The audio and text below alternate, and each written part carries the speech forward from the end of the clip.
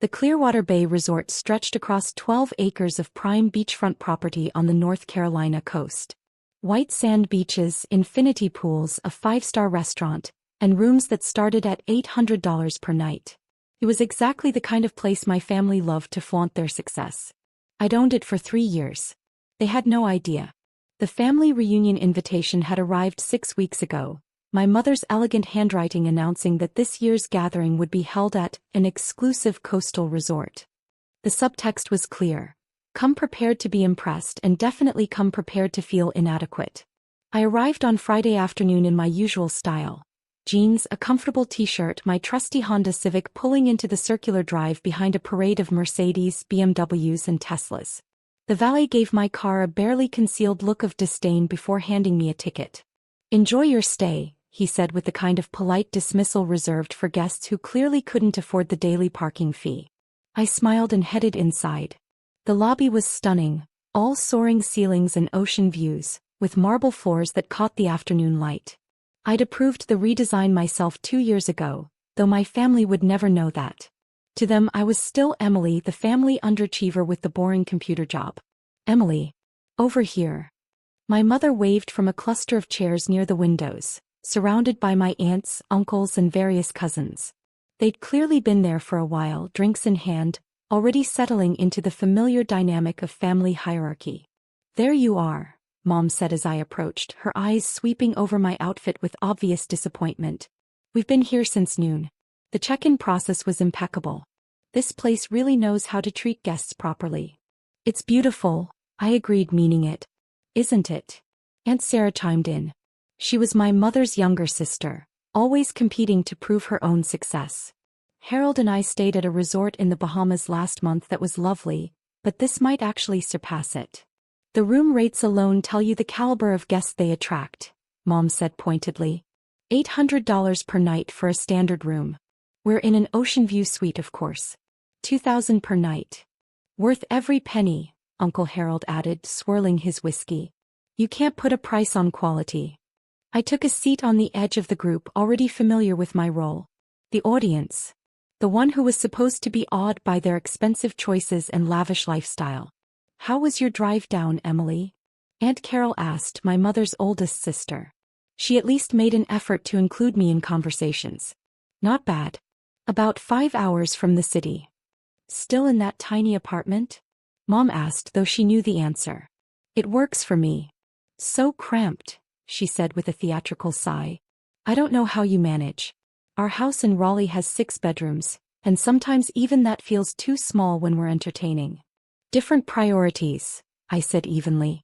My cousin Jessica, Aunt Sarah's daughter, looked up from her phone. "Are you still doing that data thing?" "Data analysis, yes." "Sounds boring," she said, returning to her screen. Jessica was 25, worked in marketing for her father's company, and never missed an opportunity to remind everyone of her MBA from Duke. "It pays the bills," I said. "Barely, I imagine," Aunt Sarah said with false sympathy. "Those tech jobs are so unstable these days. Harold was just saying how many layoffs there've been in that sector." "My company is doing fine," I said. "Your company?" Mom laughed. "Emily, you work for a company. You don't own one." I could have corrected her. Could have explained that I'd founded Thomson Analytics 6 years ago, that we'd gone from 3 employees to 47, that our client list included some of the biggest investment firms on the East Coast. But I'd learned this lesson already. They didn't listen. "Right," I said instead. "My mistake." The afternoon wore on in the familiar pattern. My aunts compared their recent purchases, designer handbags, jewelry, cars. My uncles discussed their golf handicaps and investment portfolios. My cousins scrolled through their phones and occasionally chimed in with stories about their impressive jobs, expensive apartments and active social lives. I mostly listened, offering polite comments when required. "Dinner is at 7 in the main restaurant," Mom announced around 6 o'clock. "Make sure you dress appropriately, everyone. This isn't some casual beach shack. They have standards." That last part was directed at me, of course. "I brought something nice," I assured her. "Nice by whose standards?" Aunt Sarah asked with a little laugh. "No offense, dear, but your idea of nice and this resort's dress code might not align." "I'll manage," I said. Back in my room, an ocean view suite that I'd reserved under my name without anyone noticing, I changed into a simple black dress that cost more than most people's monthly rent. One of the few concessions I made to my actual financial status was quality clothing. I just rarely wore it around my family. The main restaurant was as impressive as everything else at Clearwater Bay. Floor-to-ceiling windows overlooking the ocean, white tablecloths, candlelight reflecting off crystal glasses. I'd hired the executive chef away from a Michelin-starred restaurant in Charleston, and the results had been worth every penny. My family had already gathered at a large table near the windows, and I could see Mom holding court, gesturing animatedly as she described something to the others. "Emily," she called when she spotted me. "There you are. We were just discussing the wine list. Absolutely impressive selection." I took my seat at the far end of the table next to Cousin Michael, who was too absorbed in a work call to acknowledge my presence. "The sommelier recommended this Bordeaux," Uncle Harold was saying, holding up his glass. $200 a bottle, but you can taste the quality. "We should order several bottles for the table," Aunt Sarah suggested. "Split the cost among all of us." "Actually," Mom said quickly, "let's just have those of us who appreciate fine wine split the cost. No need to burden everyone." She glanced at me as she said it. The implication was clear. I couldn't afford to contribute. "I'm fine with water," I said, which was true. I rarely drank and certainly didn't need to prove anything with expensive wine. "See," Mom said as if I'd just confirmed her point. "Emily is perfectly content with her simple choices." Dinner arrived in courses, each one more elaborate than the last. Seared scallops, lobster bisque, dry-aged ribeye, deconstructed key lime pie. My family exclaimed over every dish, praised the presentation, discussed the flavor profiles with the kind of performative sophistication that came from reading too many food blogs. "This must be what it's like to eat at the really elite establishments," Jessica said, posting a photo of her ribeye to Instagram. "Not the chain restaurants normal people go to." "Normal people," Aunt Carol repeated with a laugh. "You mean like Emily's usual spots?" "I'm sure Emily enjoys her meals," Mom said with false kindness. "Not everyone has refined palates. There's no shame in preferring simple food." I cut into my ribeye, perfectly cooked exactly as I'd instructed Chef Marcus to prepare it, and said nothing. "The thing about truly luxury experiences," Uncle Harold continued, warming to his favorite topic, "is that you can't appreciate them until you've reached a certain level in life. No amount of explanation can convey what it feels like to enjoy the finer things when you've earned them." "Earned being the key word," Aunt Sarah added. "Anyone can go into debt to pretend they belong at places like this. But actually belonging, actually having the means to enjoy it without stress, that's the real marker of success." "Speaking of which," Jessica said, "Dad, didn't you say you were considering buying a vacation property down here? Somewhere we could use for family gatherings." "I've been looking," Harold admitted. "But the real estate prices on this stretch of coast are astronomical. We're talking multi-million-dollar properties for anything decent." "What about the resort itself?" my cousin Brandon asked. "Does anyone know who owns it? Might be a good investment opportunity." "Some investment group probably," Harold said dismissively. "These luxury resorts are usually owned by corporations or wealthy families. Not the kind of thing individual investors can get into." I took a sip of water. "It would be nice to have a place like this to call our own," Mom mused. "Somewhere the family could gather without having to pay these exorbitant rates. Though I suppose that's just a fantasy. This level of property is beyond most people's reach."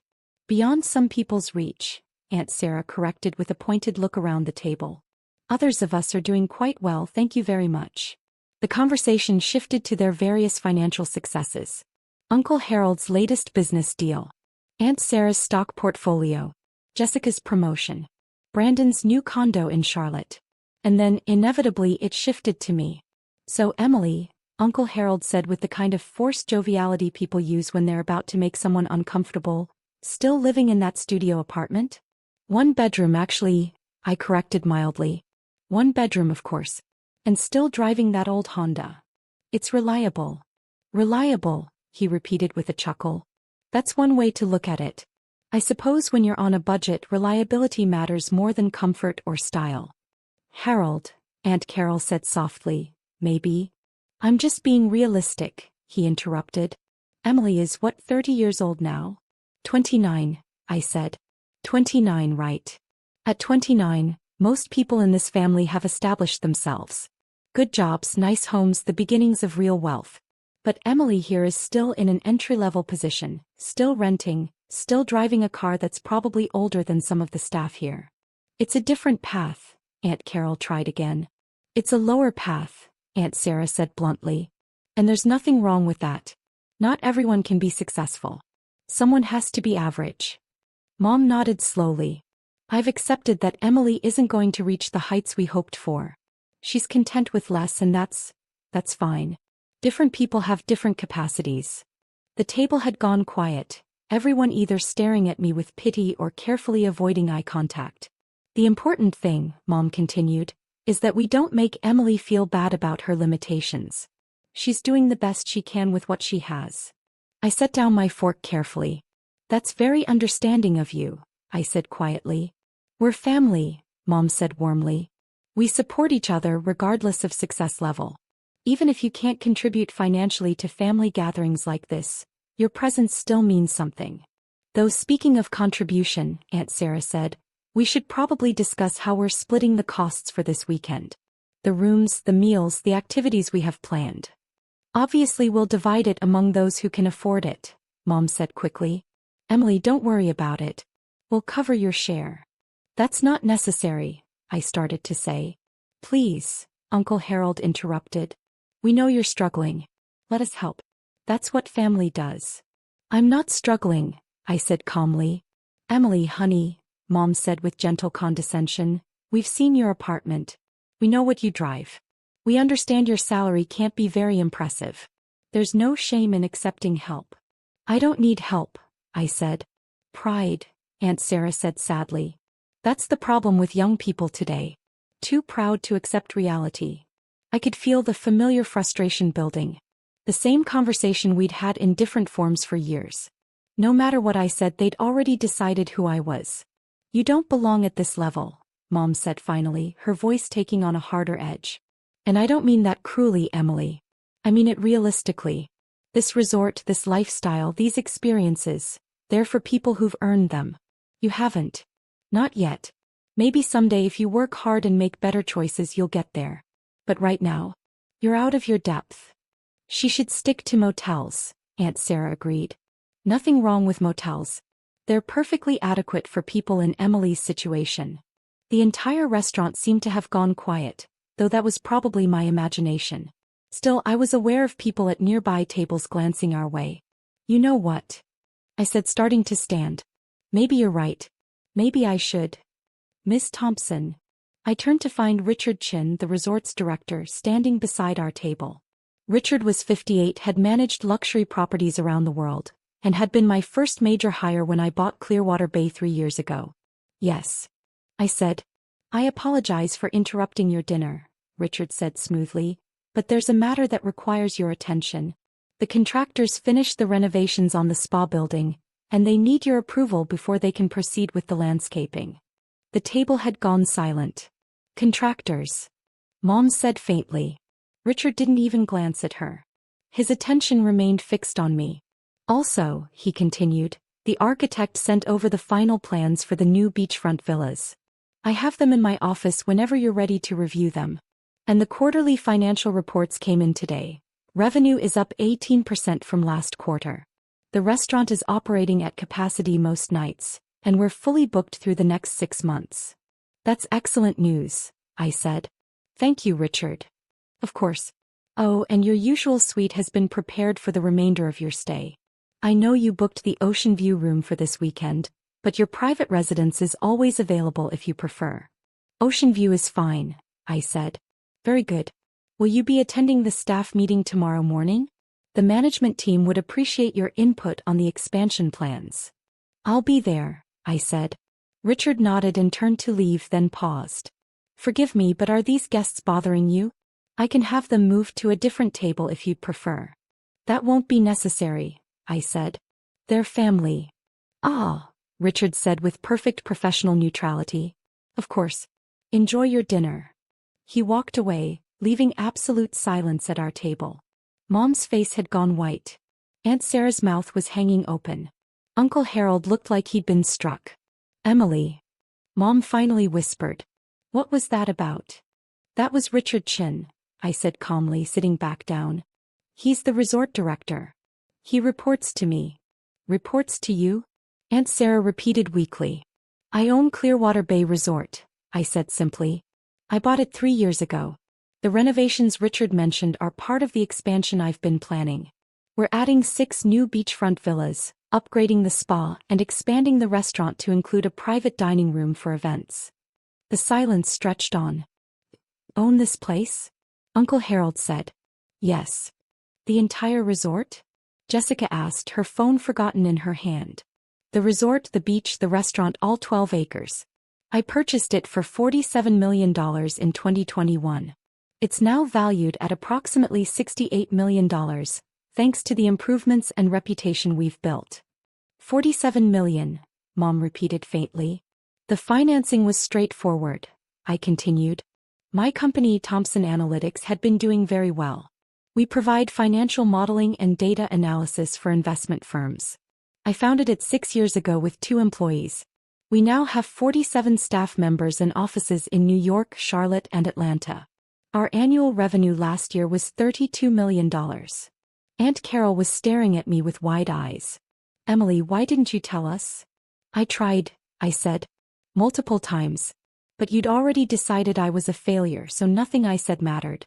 When I invited you to my company's launch party, you said it sounded boring. When I mentioned buying property, you assumed I meant a condo and made jokes about my starter home. When I tried to discuss my work, you changed the subject. But the apartment, Mom said weakly. The car. I like my apartment. It's a 15-minute walk from my office and I don't need much space since I travel frequently between our locations. As for the car, it's reliable and efficient. I don't need to impress anyone with what I drive. The room rates, Aunt Sarah whispered. You said they were $800 per night. For standard guests, yes. Obviously, I don't charge myself to stay at my own resort. But you wouldn't know that because you assumed I was staying in a standard room and struggling to afford it. Uncle Harold had recovered enough to look indignant. If you own this place, why let us go on thinking you were paying full price? Because I wanted to see, I said simply. I wanted to see if you'd treat me differently based on what you thought I could afford. And you did. You spent the entire evening mocking my supposed poverty, offering to help me with costs I don't need help with, telling me I don't belong at this level. We didn't know, Mom protested. Exactly, I said. You didn't know and you didn't care to know. You assumed and you judged and you treated me accordingly.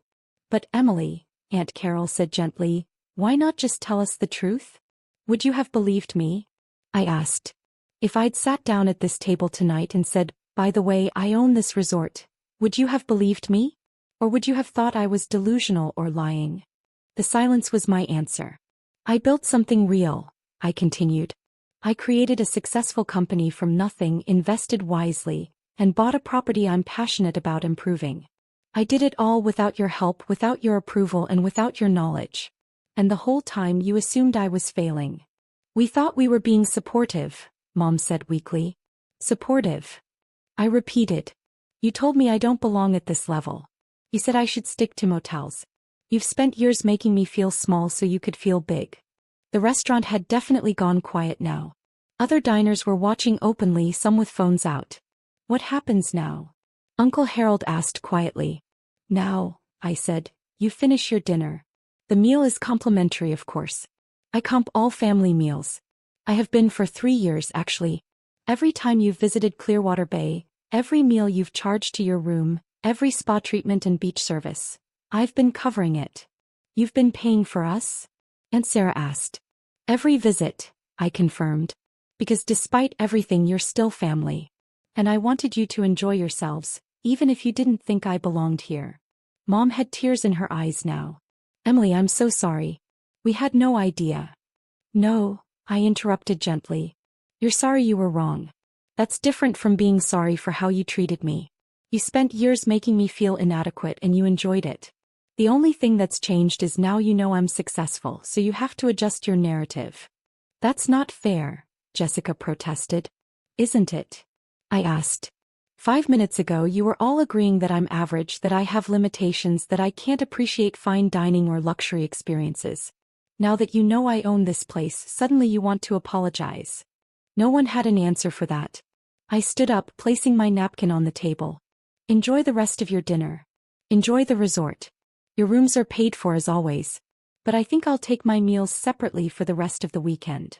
Emily, please, Mom said, reaching for my hand. Don't go like this. Let's talk about this. We've been talking, I said quietly. For years. You just haven't been listening. I walked away from the table, aware of every eye in the restaurant following me. Richard met me near the entrance, his professional composure firmly in place. Everything all right, Miss Thompson? He asked quietly. Fine, I said. Just a family matter. I apologize if my interruption caused any complications. You did exactly right, I assured him. They were planning to help me pay for dinner since they assumed I couldn't afford it. Richard's expression didn't change, but I saw something flash in his eyes. I see. Shall I arrange for separate dining accommodations for the remainder of their stay? That won't be necessary. I'll take my meals in my suite. They can have the restaurant. Of course. I'll have Chef Marcus prepare something special and send it up. Thank you, Richard.